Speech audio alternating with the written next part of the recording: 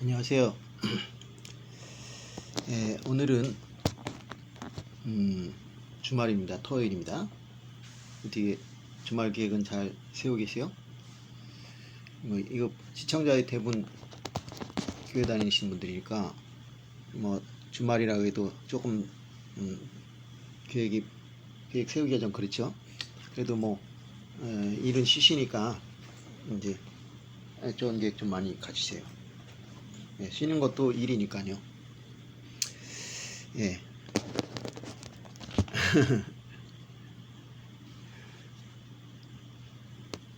예, 오늘 좀 장소를 바꿨습니다. 여기는 제가 다니는 교회고요. 예, 여러분들 오늘 쉬시는데 조금 좀 힘이 됐으면 좋겠습니다. 오늘은 채워주시는 하나님이 공급하신다 라는 제목으로 말씀을 증거하겠습니다. 본문 말씀은 마태복음 6장 33절. 그런즉 너희는 먼저 그의 나라를 구하라. 그리하면 그의 나라와 그의 의를 구하라. 그리하면 이 모든 것을 너희에게 더하시리라. 산상수훈에 나오는 아주 유명한 말이죠. 유명하기 때문에 이게 말씀을 증거하기가 쉽지는 않습니다. 이제 좀 덜 유명한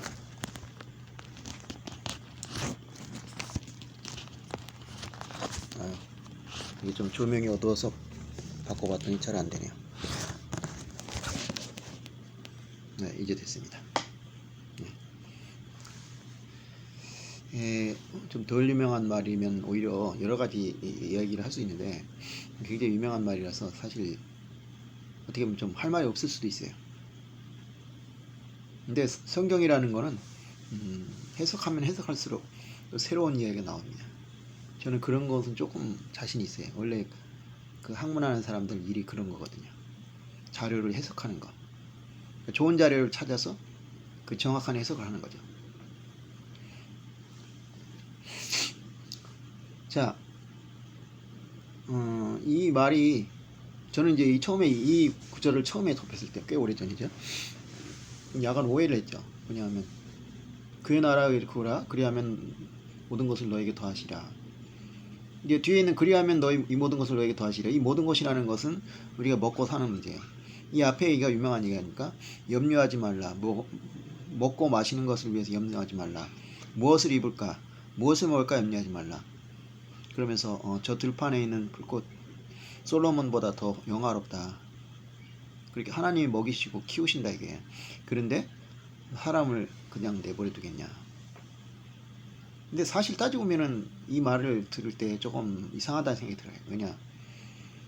그게 사실이면은 이 세상에 굶어 죽는 사람이 없어야 되거든요.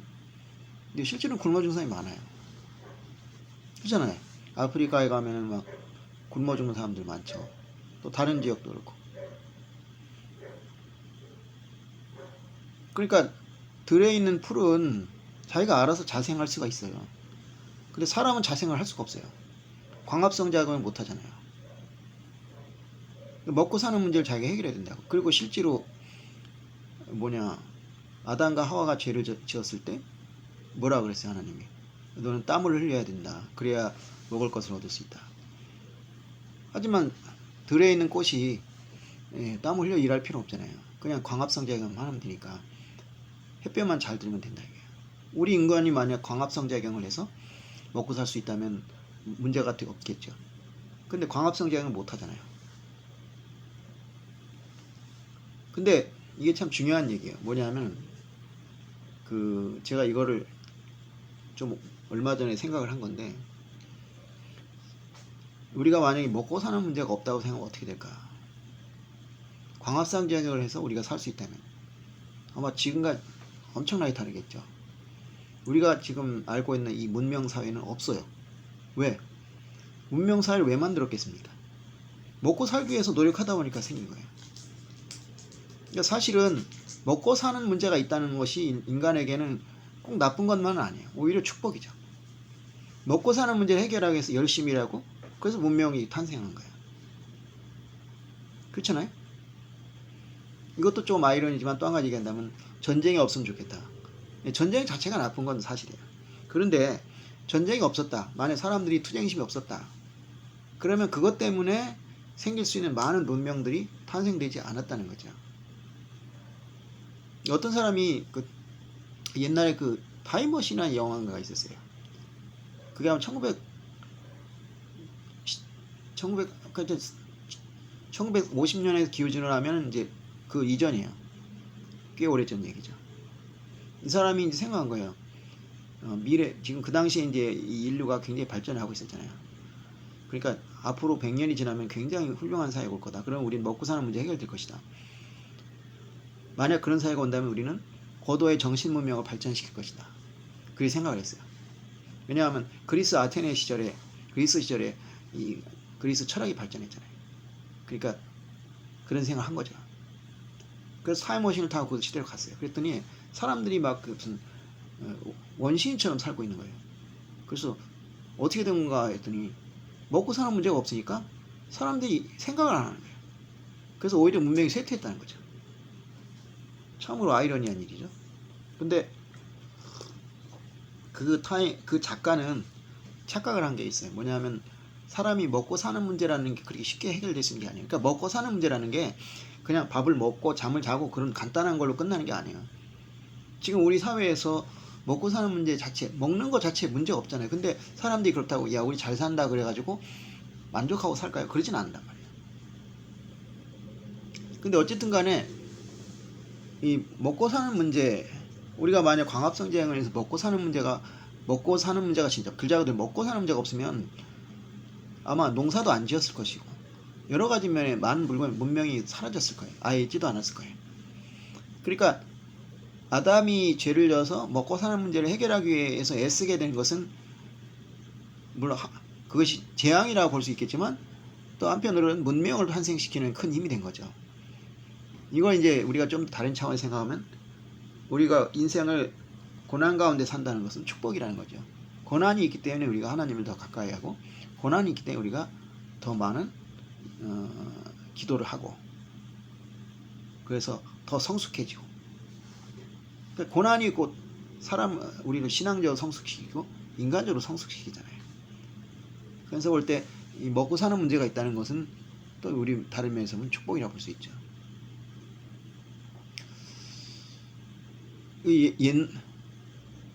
옛날 그러니까 이제 그 예를 들어 부잣집 아들로 태어난 사람들, 아들 딸로 태어난 사람들이 그 이상한 짓을 많이 해요. 그 황모씨라고 그 유명한 그 우유 회사 손자인가 회장 손자인가 하는 사람 손녀죠.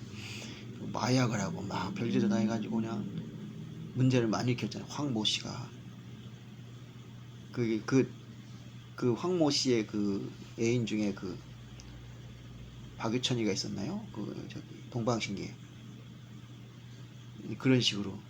그러니까 보통 여자들은 그렇게 막 살지 않는데 그게 좀 특이한 여자 같아요. 보통 남자들 같은 경우는 이제 그런 이제 여성 스캔들을 많이 일으키는데 그래갖고 뭐야 N번반 사건에 관련된 사람이 누구죠? 그 기억이 잘 안 나는데 그 사람 같은 경우에도 그래가지고 문제가 됐잖아요. 근데 어쨌든 간에 돈 먹고 살 일이 해결되고 돈이 많으니까 그런 이상한 짓을 하고 다닌다. 그런 점에서 볼 때 이 먹고 사는 문제라는 게 어떻게 보면 좋은 거예요. 자, 우리도 이제 요새는 아니고 이제 좀 오래된 말이지만 먹고 사님이란 말이 있어요. 먹고 사님이란 말은 먹고 사는데 모든 걸 건다. 거기서 먹고 산다는 거는 말이죠. 그냥 최소한의 생계를 말하는 게 아니에요. 먹고 사는 것을 얼마나 풍요롭게 하느냐, 뭘 얼마나 잘 먹고 그러냐, 얼마까지 잘 입고, 얼마나 좋은 차를 타고, 뭐 이런 거에 이제 먹고 사는 거. 그러니까 그거 외에는 아무런 목표도 없는 거죠. 옛날에는 진짜 먹고 사는 게 힘들었는데 지금은 그런 것 때문에 먹고 사는데 신경 써요. 근데 마찬가지. 결국 성경에서 말하는 무엇을 입을까, 무엇을 먹을까 가지고 염려하고 고민한다. 근데 그 당시 유대 사회에서 그런 걱정하는 건 당연하죠. 왜냐하면 지금처럼 뭐 사회복지가 있는 것도 아니고 그렇다고 식량이 충분히 생산되는 것도 아니에요. 네, 지금처럼 뭐 농약을 뿌리고 막 비료를 치고 막 그런 시대가 아니거든요. 예, 그러니까 그리고 또 외국에 수입해 오기도 그렇고. 근데 지금도 그래요. 그러니까 이런 말 있잖아요. 다 먹자고 하는 짓이다. 거기서 먹자는 게 실제로 먹는 거를 말하는 것이기도 하지만 사람들이 그만큼 먹는 거에 요새 보면은 그냥 먹방이다 그래가지고 그냥 그 먹는 걸 가지고 그렇게 그냥 저기 한다고요. 왜 그러나 생각을 해보죠. 물론 우리 육신을 가지고 있기 때문에 먹어야 돼요. 또 잠도 자야 돼요. 그때 예수님도 여기서 그런지 먼저 그의 나라를 구하라 했지 그냥 오직 그의 나라와 그의 일을 구하라 하진 않았어요. 그리고 뒤에 꼭 나왔죠. 너희에게 더하시라 이 모든 것 필요한 것을. 그러니까 우선순위 인생의 우선순위를 그의 나라와 그의 일을 구하라는 거지 그의 나라와 그의 일을 구하기만 하면 된다라는 식 얘기는 아니에요. 근데 그렇게 하면은 주신다는 거예요. 그렇게 얘기를 하는 거예요. 하여튼 근데 이렇게 잘 사는 나라가 돼도 사람들은 먹고 사는 문제로 고민을 해요. 차원이 다르지만 이게 뻑하면 그래 먹고 살기 힘들다. 근데 과연 그럴까요? 그러니까 우리가 이렇게 살아도 되는 건지 그러니까 그걸 벗어나기가 굉장히 어렵단 말이에요. 자, 여러분들이 세계사 시간에 요새는 뭐 또 사회 잘 안 배우니까 모르겠는데 세계사 시간에 이제 배운 게 있을 거예요. 농업혁명이라는 게 이제 인간의 지금 4차 산업혁명이었죠 그러는데 인류 역사에서 이제 그 산업혁명이라는 게 몇 번 일어났어요. 근데 제1차 산업혁명은 뭐냐면 농업혁명이다. 농사를 짓겠다. 농사를 짓는 건 무엇이 문제냐면 왜 변화가 되냐면 과거에는 수렵이나 채집을 했어요. 수렵이나 채집이라는 것은 유목이라는 건 굉장히 불안전하죠. 오늘 짐승을 얼마나 잘 잡을까? 장담 못해요. 채집도 마찬가지. 자연은 안 걸 먹어야 되기 때문에. 근데 농사를 짓는다는 것은 인위적으로 작물을 뭔가 먹을 것을 자라게 만드는 거죠. 그래 뿌려놓고 잘 길러서 시간이 되면 나요. 거의 뭐 확실하게 나는 거예요. 근데 그런 삶이기 때문에 채집이나 수렵 비용 굉장히 윤택해지죠. 먹고 사는 문제가 해결되죠. 근데 그 문제점은 뭐냐면 이제 거기 농사를 짓기 때문에 일손이 많이 들어가요. 처음에는 그게 많이 안 들어갔는데 욕심이 생기는 거예요. 자꾸 이제 이것저것 이제 좀 일을 하면은 수확량이 막 더 올라가. 막 심지어 2배, 3배 올라가. 그러니까 이제 거기다 손을 대요. 어떤 지역, 동남아시 어딘지 모르겠는데 거기 가니까 농사를 안 짓는 거예요. 그래서 왜 농사를 안 짓냐 했더니 우리는 차라리 그냥 좀 가난하게 살더라도 그냥 농사 안 짓겠다. 농사 안 지면은 편하니까. 그렇게 얘기를 하는 거예요. 그래서 이제 그 농업혁명이라는 게 일어나게 되는데, 그래서 먹는 문제도 좀 자유로워지게 되죠. 그래서 문명을 구축하게 되고, 그 유명한 청균세라는 제레미 어쩌고 한 사람이 쓴 책이죠. 청균세라는 보면은 왜 아메리카 대륙이 유럽에게 지배를 당하게 됐냐. 여기가 봤더니 아메리카는 그 당시에 마야 문명, 잉카 문명 이런 나라가 철기 문명이 없어요. 철이 좀 이상한 얘기지만 철이가 없어요. 철이 없어 이상하다. 철이 없어요. 그러니까 석기 시대예요. 아니, 석기 시대니까 뭐 있어 돌칼 돌 뭐 이런 거잖아요. 그래가지고 이 유럽 사람들은 그 당시 총을 썼잖아요. 이 총에다가 뭐 칼에다가 게임이 안 되죠. 뭐. 그러니까 아작이 나버린 거예요. 그러니까 막 10만이 대군이 덤벼들어도 총 쏘고 칼 쓰면 뭐 당하는 거야. 아니 같은 총을 쏘도 그래요. 동학농민혁명이라고 있죠. 갑오농민전쟁. 그때 보면은 일본군은 우리나라의 10배 군대를 싸웠어요. 우리 일본군이 5만 명이면 우리나라 군대는 막 그 동학농민군 막 20만, 30만. 근데 게임이 안 돼. 왜냐? 총 사거리가 틀려요. 총 사거리가 몇 배나 차이 나요. 그러니까 일본군은 우리나라 동학농민혁명군을 몇 배나 먼 거리에서 쏴 죽일 수가 있어요. 근데 저쪽 총은 이쪽에 안 닿아요. 그러니까 거기서 그냥 아작을 내버리는 거야. 같은 총을 쏴도 그래요. 근데 하물며 총이 아니라 칼이나 돌이에요, 돌. 그러니까 그냥 멀리 올 때는 팍 다 쏴붙이게 버리는 거죠. 그러니까 걔들 입장에서는 완전히 그냥 이게 하나님 같은 거예요. 보다 이 아메리카에는 말이 없어요. 말이 없는데 말을 타고 다니니까 저게 말을 탔다고 생각하는 게 아니라 말하고 사람이 하나가 된 것처럼 보이니까 엄청 무서운 거예요. 이 사람들이 정말 하늘에서 내려온 사람들이구나. 그래서 그냥 벌벌 기는 거예요. 그래서 이제 그 유럽 대륙을 지배하게 됐어요. 근데 그 이유 중에 하나가 뭐냐면 이 농업이죠. 농업을 그러니까 이제 총기세의 권리 얘기는 뭐냐면 농경민족하고 유목민족이 싸우면 농경민족이 이기게 됐다. 왜냐하면 문명을 발전시키기 때문에.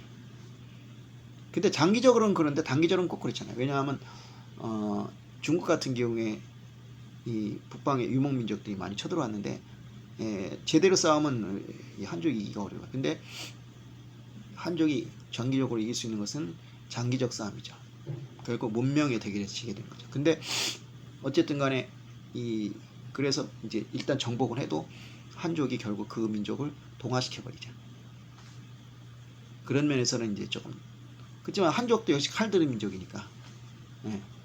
근데 그런 식으로 이제 이 수렵 채집을 하는 사람들은 안정성이 없어요.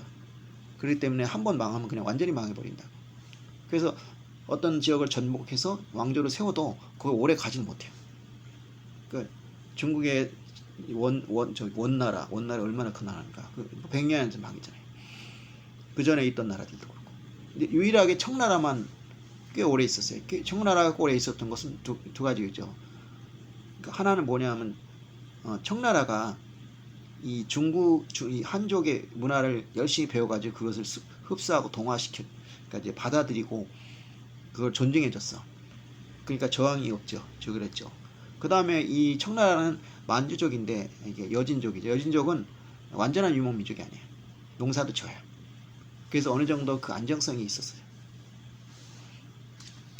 자, 그런 식으로 이 농사라는 건 이 사람이 먹을 것을 안정적으로 공급시키기 때문에 굉장히 중요한 문제가 그 혁명이 된 거죠. 근데 어쨌든 안정된 식량 공급원을 가지고 있으면은 문명이 발전하는 건 사실이 어느 정도. 자, 근데 그렇다고 해서 완전하진 않아요. 그러니까 이제 다른 여러 가지 방법으로 이제 경제를 발전시켜야 되는 거죠. 그건 무역을 한다든지 이런 식으로. 자, 근데 아까 얘기했지만 먹고 사는 문제가 먹고 사는데 신경을 쓰지만 사실 지금 우리가 먹고 사는 게 문제가 없다는 것은 음식물 쓰레기 문제만 해서 그래요. 그러니까 우리나라의 음식물 쓰레기 문제가 엄청나거든요. 제가 또 식당을 한번 해봤어요.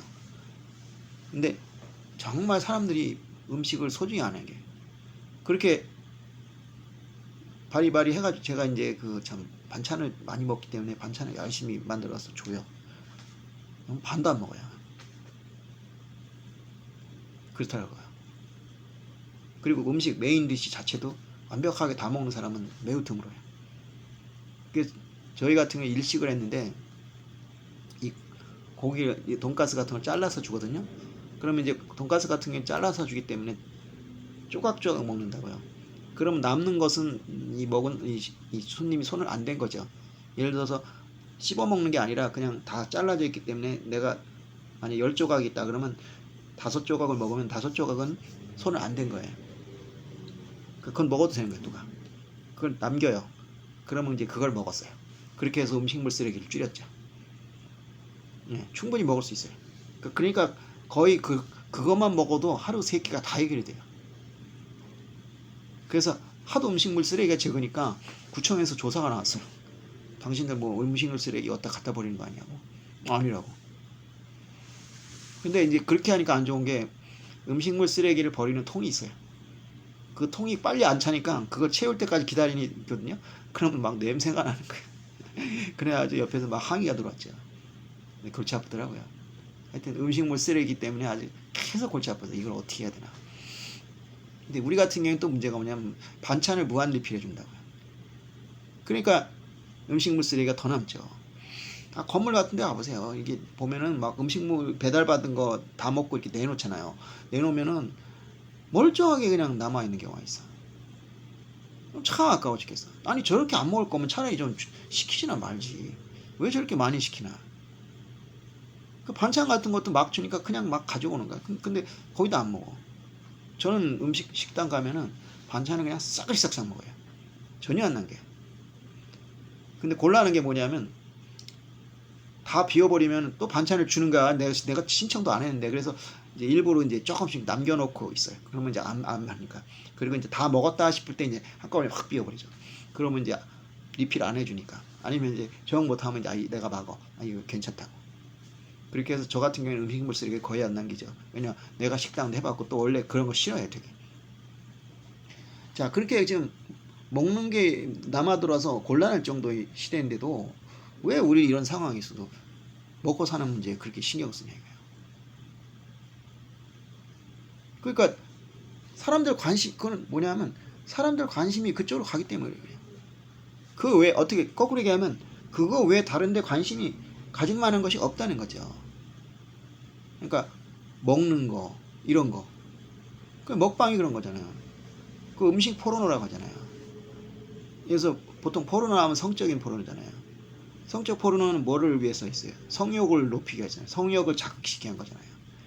그럼 먹방은 뭐예요? 식욕을 자극시키기 위한 거 아니에요. 아니 얼마나 먹을 게 많으면은 그런 먹방을 보면서 식욕을 자극시키냐 이거죠. 식욕에서 그런 거 없으면은 식욕이 없다는 뜻 아니에요? 정말 사람들이 배가 고파서 힘들다면 그 먹방이 왜 필요하겠어요? 근데 사람들이 음식이 너무 많으니까 배가 안 고픈 거예요. 그러니까 식욕이 안 나. 식욕이 안 나니까 어떡하냐? 음식 포론을 통해서 식욕을 막 자극을 시키는 거예요. 그럼 이제 맛있게 먹을 거다. 그러니까 성적 포르노가 왜 생겼느냐? 그런 나라일수록 성적인 게 문란해요. 문란하다는 게 뭐냐? 성욕을 채우기가 되게 쉽다는 거죠. 성욕을 채우기 쉬우니까 어때요? 성욕이 잘 안 일어날 수밖에 없어요. 그러니까 포르노를 통해서 막 자극을 시키는 거야. 그렇게 해서 이제 성생활을 즐기라는 거죠. 폐쇄적인 나라, 예를 들어서 성적으로 폐쇄된 나라에서는 성적 포르노가 필요 없어. 왜냐? 폐쇄됐기 때문에 욕망을 채우기가 쉽지 않아. 쉽지 않으니까 어때요? 그런 거 없어도 얼마든지 성욕은 불뚝불뚝 일어난다. 그러니까 결혼하지 않은 사람이 결혼한 사람보다는 어떻게 보면 포르노가 덜 필요하겠죠. 왜냐?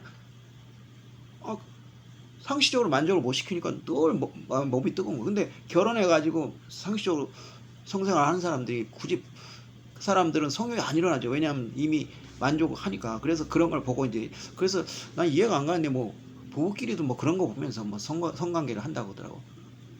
그 정도면 차라리 좀 참는 게 낫지 싶은데 그냥 좀 뭐랄까 좀 얼마 동안 금욕을 하다가 욕망이 솟아나면 그때 하면 되잖아. 근데 굳이 그렇게 야동을 보면서까지 그렇게 해야 되나 싶은 생각이 들어요, 솔직히.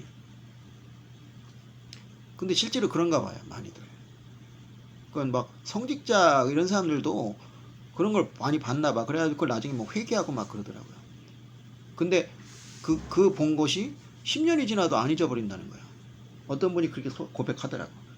10년 전에 본 것도 안 잊어버린대. 야 진짜 그런가? 얼마나 봤으면 그래 10년이 지나도 안 잊어버릴까? 사람들이 그렇게 야동을 열심히 보는구나. 저도 안 본 건 아니에요. 근데 그렇게 열심히 본 기억은 없어.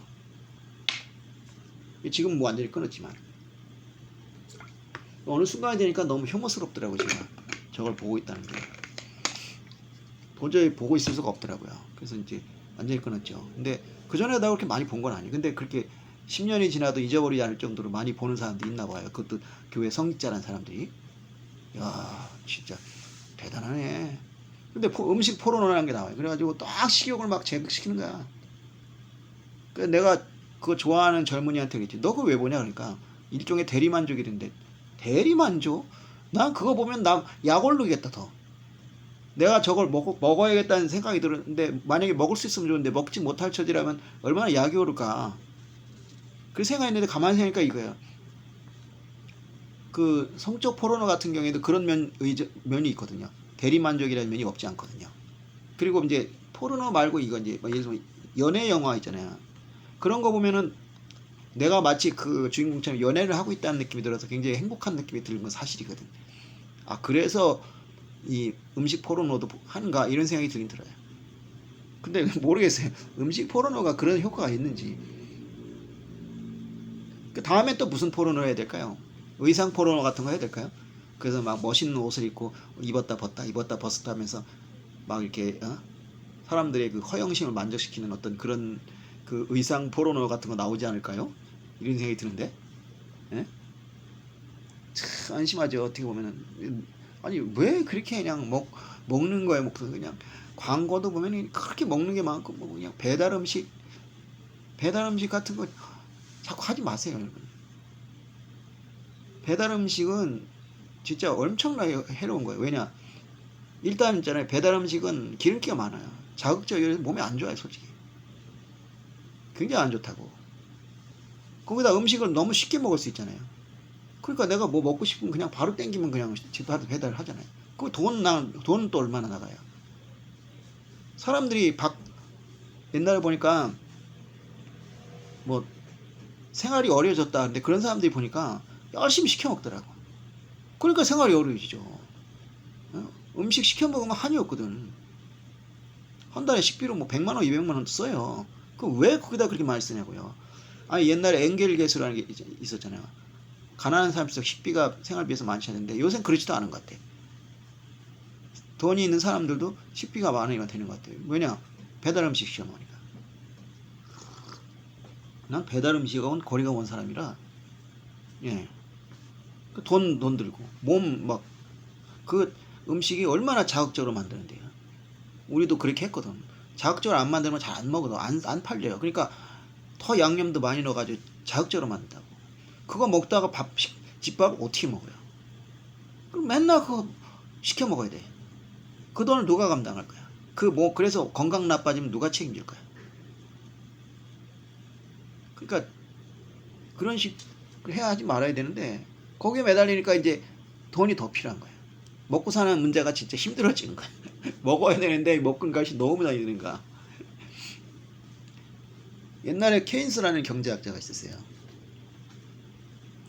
케인스라는 경제학자가 왜 유명하냐면 옛날에 그 케인스 이전의 경제학은 어떠냐면 물건을 많이 만들어야지 된다. 그러니까 생산을 많이 해야 된다. 그래야 경제가 발전한다. 그 공급 위주라 그래, 공급.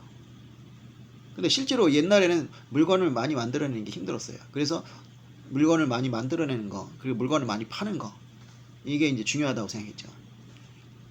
근데 그거는 이제 그 생산력이 뒤떨어졌을 때 얘기고, 공장제 공업, 이 기계 공업 이런 것이 발전하게 되니까 물건을 생산하는 거는 별 문제가 없게 된 거예요. 오늘날도 봐요. 오늘날 우리나라에 우리가 어떤 사람이 만약에 100%그 물건을 팔아먹을 수 있는 판로가 있다면 나 같은 사람 사업할 수 있어요. 물건을 만드는 것은 그렇게 어려운 게 아니에요. 근데 물건을 팔아먹는 게 어렵죠. 맥도날드가 왜 유명하냐? 맥도날드 햄버거가 세계에서 제일 맛있냐? 천만에요. 근데 맥도날드는 판매망을 엄청나게 잘 만들어놨고 거기다가 선전을 엄청나게 했어요. 맥도날드 먹어봤어요? 맛있어요? 아니야? 그냥 그래요. 근데 왜 그 맥도날드가 아니가냐? 홍보를 워낙 많이 했어. 그래가지고 또 곳곳에 세워놨어. 그러니까 자기도 모르게 맥도날드 가요. 그리고 또 아이들한테 무슨 해피밀 세트다 그런 거 만들어가지고 막 저렴한 가격에 공급해요. 막 장난감도 줘가면서. 그 왜 그러냐? 애들 맥도날드에 친숙하게 만들면 자꾸 맥도날드 가게 되잖아요. 그럼 나중에 어른 되면 자연스럽게 맥도날드를 가게 돼요. 그래서 맥도날드가 팔리는 거지. 맥도날드가 뭐 ham버거가 좋아서 팔리는 게 아니에요. 맛있어서 팔리는 게 아니에요. 말하자면 만드는 것보다 파는 게 훨씬 중요하다. 파는 게 중요하고 또 누가 사주는 게 중요하다. 근데 1929년 있잖아요. 뉴욕의 증권시장에 증시가 똥값이 떨어져 버렸어, 완전히. 그때 이제 주식 투자가 아니라 주식 투기 열풍이 일었어요. 왜 열풍이 일어났냐? 1차 대전이 벌어져서 이 미국이 엄청난 돈을 벌어요. 유럽이 전쟁에 빠지는 바람에 생산을 제대로 못하게 됐어. 그래서 미국이 생산을 많이 해가지고 팔아먹었어. 물자도 팔아먹고 군수물자도 팔아먹고.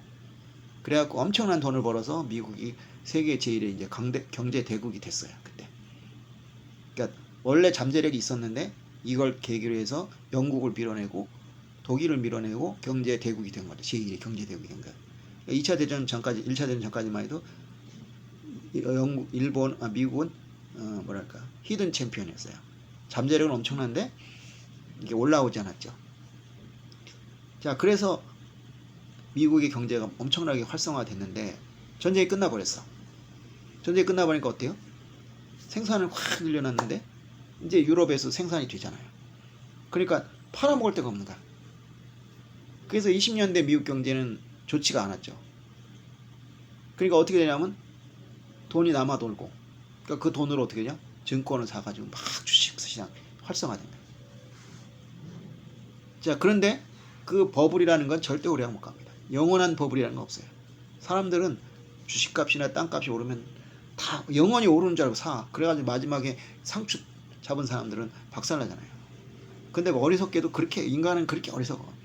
그런 역사를 분명히 알 텐데도 잊어버려. 그러니까 지금 땅값이 오르면 막 언제까지 오른 줄 알고 그걸 사. 그러니까 이번에 윤석열이가 승리한 것도 봐요. 내 주변에 있는 사람 중에 민주당 지지자들이 많이 돌았었어. 왜냐? 아파트 값이 막 오르니까 국가에서 세금을 많이 매겼잖아요.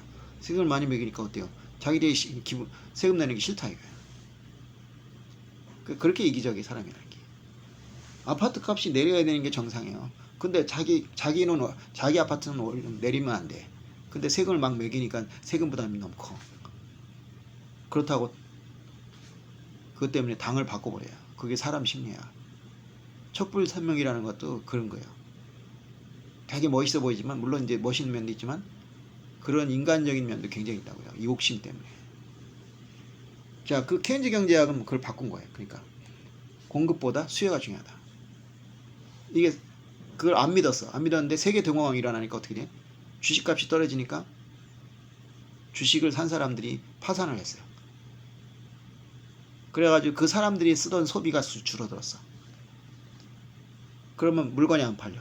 물건 안 팔리니까 회사가 망해. 그래서 문을 닫아. 그럼 실업자가 생겨. 실업자가 막 쏟아져. 그러니까 가뜩이나 사는 사람이 없는데 사는 사람이 더 없어졌어. 그 사는 사람이 더 없어지니까 어때요? 회사가 또 망할 수밖에 없어요. 아니면 고용을 줄이거나. 그래서 또 실업자가 생겨. 그러니까 어떻게 돼요? 물건을 팔아도 사는 사람이 없어. 살 수가 없어. 왜냐? 돈이 없으니까. 실업자가 생겨서. 그럼 어떻게 되냐? 간단하다. 이 사람들의 돈을 쥐어주자.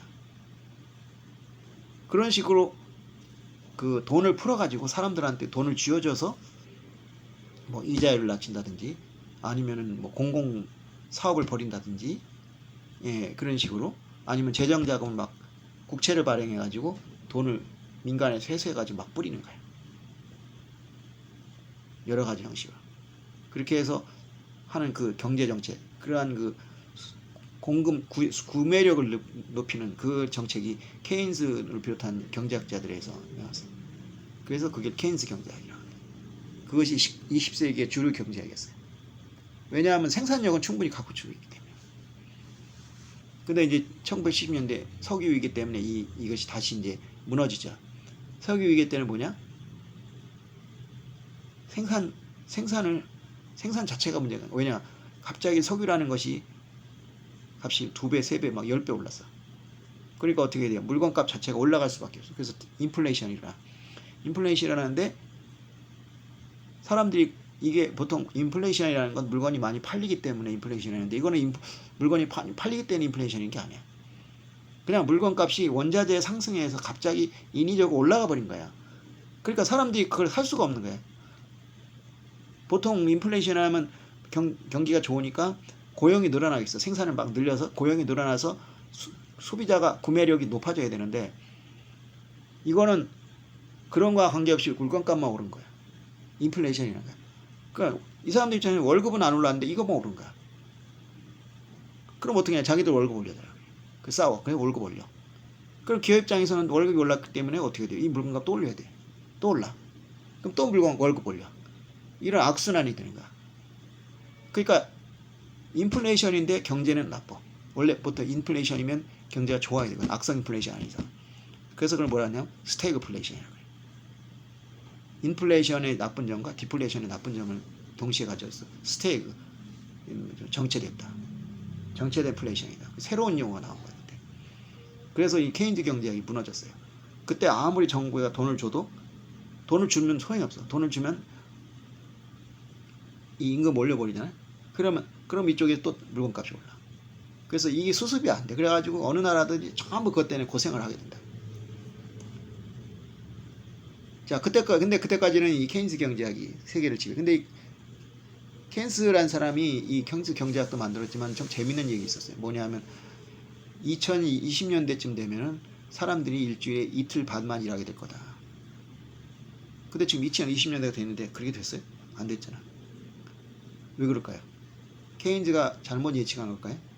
케인즈가 멍청한 소리 한 걸까요? 그게 아니에요. 케인즈가 예상한 대로 경제가 발전했어요. 그리고 그렇게 됐어. 근데 케인즈가 생각하지 않은 게 있어요. 뭐냐? 사람들은 먹고 사는 문제 해결되면 그보다 더 큰 소비를 하게 돼 있다. 아까 얘기했지만 그냥 세끼 먹는 걸로 만족하는 게 아니라 먹방이다 뭐다 해가지고 들였다 먹어요. 배달 음식 먹어요. 그렇게 하기 때문에 돈이 더 필요한 거야. 그러니까 우리가 만약에 세끼를 그냥 집에서 해먹고 산다. 별 돈 안 들어요. 저도 자취 많이 했지만 자기가 세끼 다 해먹어서 먹으면 별 돈 안 들어요. 식비 별로 안 들어요. 근데 그렇게 안 하잖아요. 밖에 사 먹는 순간에 그 인건비가 들고 뭐가 들고 하니까 예를 들어서 하다못해 진짜 시시한 예로 김밥 하나 먹는다고 생각해봐요. 김밥을 자기가 말아서 먹어봐. 그게 얼마나 되겠어? 내가 보기엔 아무리 비싸도 500원이면 돼. 좀 좋은 거 써도 한 1000원이면 돼. 근데 요새 김밥들 얼마나 비싸요? 막 2,000원도 싸요. 3,000원, 4,000원. 옛날에 김밥 1,000원이 막 공식이었는데 지금 3,000원, 4,000원씩이라고. 3배, 4배야. 그 정도로 비싸졌어요. 그러니까 김밥 하나를 자기 집 먹으면 진짜 싸게 만들면 500원이고 좀 비싸게 만나도 1,000원이야. 그런데 밖에 나가면 3, 4,000원이야. 그럼 두 개 먹으면 어떻게 돼요? 2,000원이 아니야? 2,000원인데 이거는 7, 8,000원이야. 그 얼마가 나가? 6, 7,000원이 더 나가요. 그럼 하루에 3끼를 먹는다고 치면 2만 원 돈이 나가. 한 달에 얼마에? 60만 원이야. 만약 5식구라면 어떻게 돼요? 300만 원이야. 엄청난 돈이죠. 그렇게 바뀌었단 말이에요. 그러니까 그리고 케인즈 시대에 없었던 여러 가지 것이 생겼단 말이에요. 해외여행 그때 많이 안 갔잖아요. 지금 해외여행 얼마나 가요. 그러니까 사람들이 돈을 더 쓰게 된단 말이야. 그러니까 실제로 이틀 반이면 우리가 기본적으로 할 수 있는 생활을 할 수 있어요. 근데 누가 그렇게 살아요? 안 살잖아요. 그러니까 이틀 반이래 가지고 살 수 있다는 케인즈의 생각은 그렇다는 얘기고 실제로 그럴 수 있지만 현실적으로는 그렇게 안 된단 말이에요.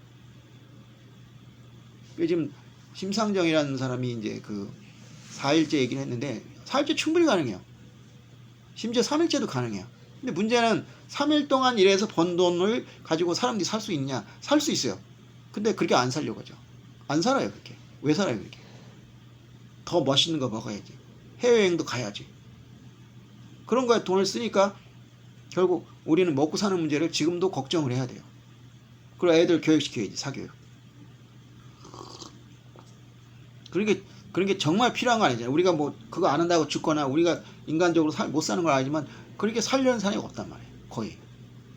네. 그러니까 이틀 반이라고 저는 못 사는 거야.